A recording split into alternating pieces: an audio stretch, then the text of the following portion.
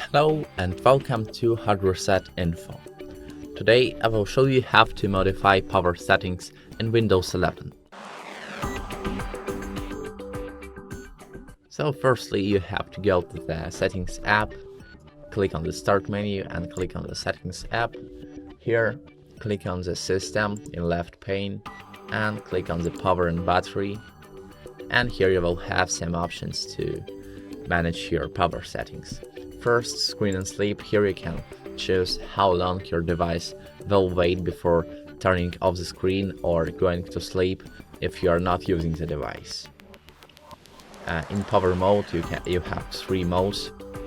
Best power efficiency is for prolonging your battery life as long as possible, and best performance is for best performance, and balance mode is the golden mean between these two extremes.